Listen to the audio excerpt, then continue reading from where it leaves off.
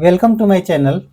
पिछले वीडियो में हमने देखा था कि पाइवट टेबल में अगर डेटा को अलग अलग कैटेगरी में अरेंज करना होगा तो कैसे अरेंज करेंगे। अब उस अरेंज डेटा को अगर हमें प्रिंट करना होगा तो कैसे करेंगे। ये सिंपल प्रिंट होता है, प्रिंट कर लेंगे। कंट्रोल पी बटन से भी प्रिंट कर सकते हैं और फाइल में जाकर प्रिंट कर सकते हैं। अगर हमारा डेटा एक पेज में है तब तो कोई दिक्कत नहीं है, और अगर हमारा डेटा एक से अधिक पेज में है, मल्टीपल पेज में है, तो यहाँ पर अगर हम नीचे देखते हैं तो 1 of 7 मतलब इस डेटा में 7 पेज है। अगर हम ऊपर में देखते हैं तो यहाँ पर ईयर, मंथ, सेल्समैन और सम ऑफ टोटल सेल्स दिखाई दे रहा है। नीचे में 2023 लिखा हुआ है और यहाँ पर मंथ दिखाई दे रहा है। अब इसमें सेकंड पेज पर जाते हैं, यहाँ पर क्लिक करके सेकंड पेज में जाएंगे तो अब यहाँ पर हमारा ऊपर हेडिंग नहीं दिखाई दे रहा। तो हम चाहते हैं कि सारे पेज पर हेडिंग दिखाई दे। अगर हम इसको एक्सपेंड करते जाए तो सब में हेडिंग दिखाई दे। दो तरीके से हम कर सकते हैं। एक तो राइट क्लिक करेंगे और यहाँ से पाइवट टेबल ऑप्शंस में चले जाएंगे, और इस ऑप्शन में जाने का दूसरा मेथड ये होता है कि पाइवट टेबल को अंदर कर्सर रखेंगे और यहाँ से पाइवट टेबल एनालाइज में जाएंगे और इसमें आपको दिखाई देगा ऑप्शन। इसको क्लिक करना है और ऑप्शंस में चले जाना है। अब यहाँ पर आपको सबसे पहला ऑप्शन दिखाई देगा प्रिंट। प्रिंट एक्टिव हो गया, नीचे दिखाई दे रहा। इसमें 3 ऑप्शन होता है और तीनों ऑप्शन में ये बाय डिफॉल्ट से चेक लगा हुआ रहता है। और इसमें हम क्या करते हैं, नीचे जो ऑप्शन है सेट प्रिंट टाइटल्स, इसको चेक कर दिया हमने और ओके कर देंगे। ओके करने के बाद अगर हम इसको प्रिंट करेंगे, कंट्रोल पी यूज करेंगे, तो ये आपका ऊपर में टाइटल दिखाई दे रहा है। और सेकंड पेज में जाएंगे तो अब भी ये दिखाई देगा। मतलब अब हम किसी भी पेज में चले जाएंगे तो हमारा टाइटल ये सारे पेज पर दिखाई देता रहेगा।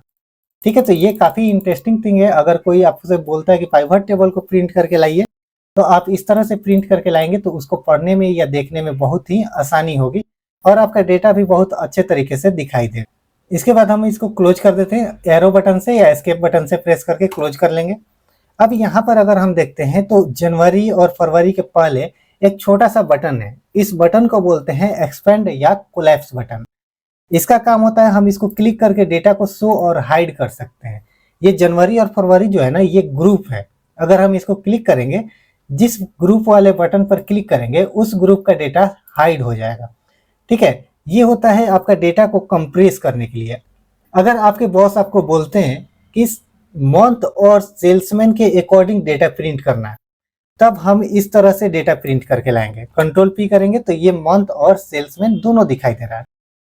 लेकिन अगर आपके बॉस बोलते हैं कि सिर्फ मंथ का डेटा प्रिंट करके लाना है, हमें सेल्समैन से कोई मतलब नहीं है, तो उसके लिए हमें इस बटन का यूज करना बहुत ज़रूरी होता है।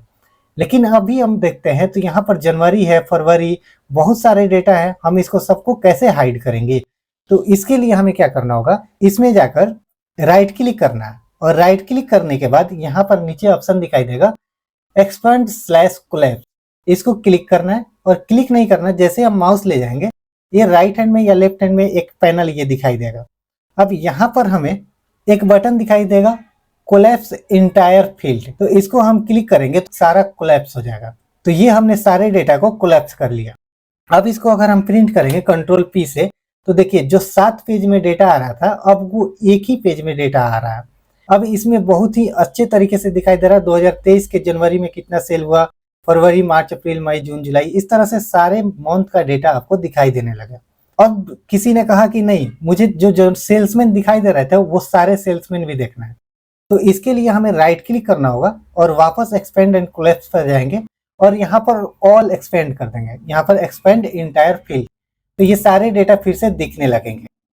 अब फिर से अगर हम इसको प्रिंट करेंगे तो ये सारा डेटा आपको दिखाई देने लगेगा।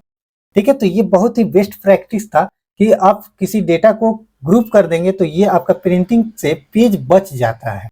इसके बाद अगर हम यहाँ से इस बटन को देखते हैं, ये बटन छोटा छोटा बटन देखते हैं, जैसे कि हमने इसको जब ग्रुप करके प्रिंट किया हुआ था, वापस इसको ग्रुप कर लेते हैं। यहाँ से हमने ग्रुप कर लिया। अब इसको प्रिंट करेंगे तो यहाँ पर ऐसा लग रहा है कि नॉर्मल टेबल है। अब इस नॉर्मल टेबल में और पाइवट टेबल में डिफरेंस दिखाना है। जैसे कि नॉर्मल टेबल अगर देखेंगे तो जनवरी फरवरी नॉर्मल लिखा हुआ रहता है, लेकिन हमारे टेबल में नॉर्मल नहीं है। यहाँ पर एक छोटा सा बटन भी दिखाई दे रहा है।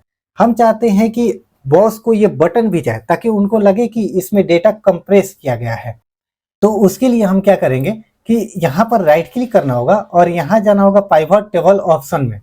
इसको क्लिक करेंगे और यहाँ पर प्रिंटिंग में जाएंगे और प्रिंटिंग में जाने के बाद ऊपर में जो पहला ऑप्शन दिखाई दे रहा है print expand slash collapse button when displayed on pivot table, मतलब जब आपके पास पाइवट टेबल पर एक्सपेंड और कोलैप्स बटन दिखाई दे रहा है तो उसको प्रिंट में ऐड करना है, तो इसको चेक कर देना।